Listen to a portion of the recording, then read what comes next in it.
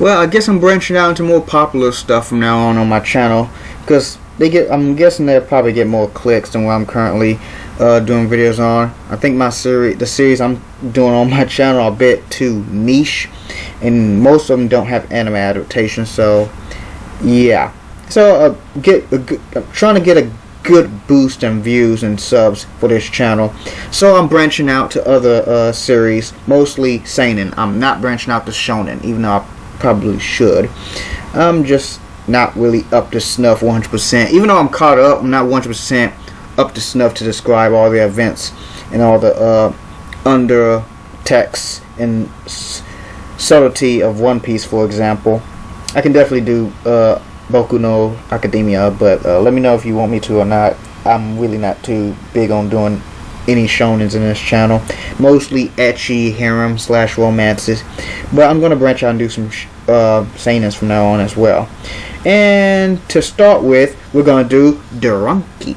Yep, Kentaro Miura's is his assistants, which he is using this series as a jump off to have his assistants acquire some experience before they help him with Berserk, because he's actually doing like 80% of the work of Berserk, even with his assistants.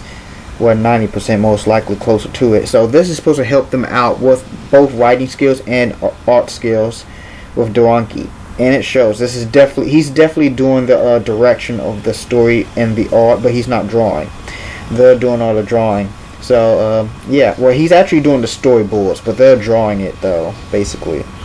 And Duranki, the first chapter, just, oh my god, it is god tier. It is a god tier chapter. The artwork is just, oh my god, it's phenomenally, I don't want to say typical Kentaro Miura, but it's very Kentaro Miura. It's god tier art. It is amazing. It is set in the biblical era, and Greek, I think, as well. A little bit of that. It's very mythical, and I really, really like it. If you're really into this sort of culture, this is definitely be really interesting. It's very historical. I know quite a few things, mostly in the paranormal community, but so that's some things that I definitely would catch on for myself. That'd be very interesting. But as far as actual historical records, I'm not too keen, not necessarily keen, but I'm definitely not up to snuff on. But this first chapter is much better than the second one, to be perfectly honest. The second one was much heavier on text, even though that was really good too. But I feel like a lot of the text in the second chapter was a bit more superfluous, especially with the characters, characters that we were introduced to in the second chapter. Their conversations and dialogue was a bit superfluous, since they was a bit more on focusing on their astonishment on our main heroes. Okay, she's actually what's the word? She's very ambiguous. Her gender's ambiguous. She's actually both genders, both male and female, and they were really astonished about her skills and her beauty and cuteness actually, and mostly focus on the hunting within that chapter, the second chapter. Freaking at the end, it was just absolutely amazing as they're trying to escape from the wolves, and she's able to communicate with gods of that era to a certain extent, which is really interesting and exciting. And one of them, as she I forgot what she did, but she had called one of them from the freaking ocean, not ocean but water, from a little small pond lake, and had opened a secret pathway for them. And the freaking god itself was really stunningly just amazing looking. Art-wise was just awesome. Phenomenal. But that artwork was just, I'm going to have that as a thumbnail. It was just so great. But the first chapter, the artwork for the first chapter is just as great too as well. Well, actually, I think the first chapter might have been a bit strong with the art. The artwork is still just as strong in the second chapter, but the first chapter had much more striking full-page spreads in it. That was just phenomenal. That's why I would describe this series. I wrote it in the comments of where I read it at on the website, and I think I'm gonna post it here and read it out loud.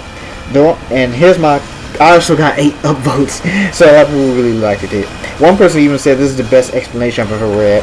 So here's my explanation of describing this series.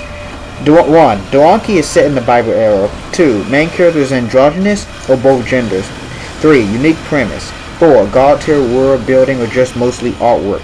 Yes, that is 100% true. There's not as much dialogue or even narrative exposition in this first chapter. Actually, there's basically none at all, and that's what I love about it. It's mostly world building of what you see with the artwork is what I love in the character interactions. It's really freaking phenomenal. Either way, number 5 proves Kentaro is truly a creative force, not just as a mangaka, but as an artist both inside and outside of manga. 6. Duranki is historical experimental high art culture. 6. Most likely going to get an excellence prize at some point. Hold up, I miscount. That was 7. Either way, and I left it with this. I'm being pretentious, you say? Maybe, but fuck you. I'm probably smarter than you. I'm being too self-aware here. Maybe I'm overselling my first impression of this manga because it's so good. It is good. It is phenomenal. Yeah, it might just get an excellent prize, but it's still in civilization. But this manga is phenomenal. Yeah. Kentaro Miura got an excellence prize for Berserk, so excellence prize is just as good as the grand prize. I forgot the name of the award ceremony, but Kentaro Miura and god darn it, forgot his name. The mangaka for both Vagabond and Slam Dunk. Vagabond's one of my favorite mangas of all time, and it's still on hiatus. Holy shit, man. God damn it.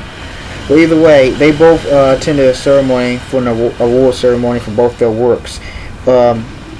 What's name got freaking grand prize for Vagabond, and Kentaro Miura got excellence prize for Berserk. Even though excellence prize is just as good as the grand prize. In some cases, some of the Japanese actually not Kentaro. What's name even said that the excellence prize is actually kind of superior, depending on how you look at it, than the grand prize. Yeah, I just remembered. Well, actually, I just looked it up. It's Takahiko Inoue. How did I forget his name? He's one of my favorite. Darn there, he's up there with Kentaro Miura. I know his name by heart. How did I forget now doing a video? It's freaking hilarious. I always forget stuff when I'm doing videos. Holy shit. But yeah, it's Takahiko Inoue. He's absolutely amazing. Unlike Kentaro Miura, though, he actually isn't afraid to appear on camera or have his photos taken of him.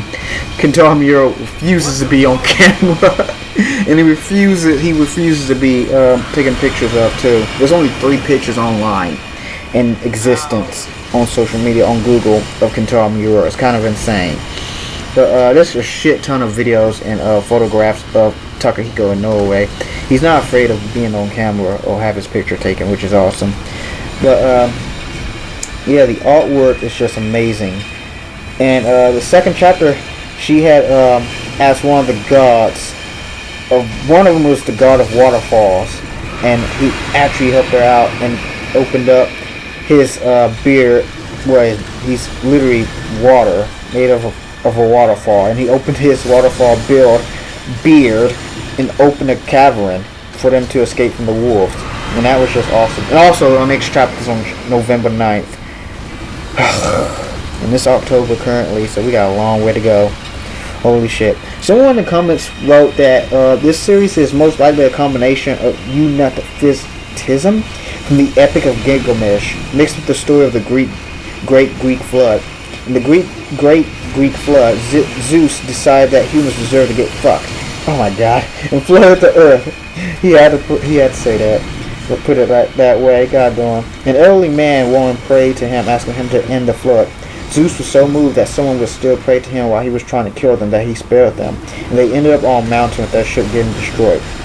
There, they threw stones over their shoulders, and those stones turned their children. This series is littered with Greek myth. Yep. He said it best. Also, one person really thanks. I'll read it out loud. Mr. Berserk dude, I beg you, she better not be raped, betrayed by that dude while all her friends become sacrificed. Please. Oh gosh, that was only in Berserk, and that's only in the Golden Age arc. That's only happened once. Chill, dude. And no, it's definitely not gonna happen. If you read all of his reviews, he's kind of, not reviews. If you read all of his interviews like I have, he's definitely chilled out on that. Also, there hasn't been a single sexual assault scene in Berserk since volume 30, 29. It's been more than 10 years since Kentaro Miura has actually done a sexual assault scene, since he's ever done a rape scene. I hate saying the word, but there we go. It's been ages. It's been more than 10 years, so he's kind of chilled out. One person responds with, "Pretty sure it won't happen. Miura a long time ago became pretty soft in comparison with past." And the guy responds with, "Oh man, you didn't read the interview he had recently? He said the upcoming arc of Berserk is going to shock the fans." But that doesn't mean sexual assault is going to happen with any of the characters, though. That's just, there's going to be huge developments happening within the story that are going to be majors, where he made it sound like, because I know what he's talking about, read the interview. And the other guy responds with, "I have seen that, and I have still doubt about Miura getting back to dark theme of story. He probably just going to speed up story. We need to wait for a few more months/years to see for ourselves." Yep. Also, here's my review of the chapter 2, for chapter 2. Another chapter that fast? It was a 2-chapter special for the new series opening release. The first chapter was way better than this one. It was a bit heavy in text, but it's not half bad though, especially at the end. Yeah, I only got one upvote, so people didn't really take too kindly to that one, but yeah. Well, this literally encapsulates my thoughts on this series and the second chapter. One person says, "I don't give a damn if Berserk get delayed. Because of this, I am just here to enjoy this masterpiece art." I 100% agree with that. The art was just, I can wait on Berserk. We've been waiting. I've always waited. I've been waiting for years for a new chapter. I've always waited for a new chapter, and then it always goes on hiatus, so nothing new for me. But yeah, this artwork, I just don't care. The artwork is just amazing, and the writing is very, very Kentaro Miura. So yeah, that's Berserk exquisite material content, so I'm not complaining. This is amazing. Check out Duranki. It's only 2 chapters, and the third one comes out on November 8th, so we got a month away from now. November 9th. Sorry about that. November 9th. That's a long way from here. This is October 6th as of this video. So yeah, a whole month from now. Shit. Tell me what you think. I'll see you guys in the next video.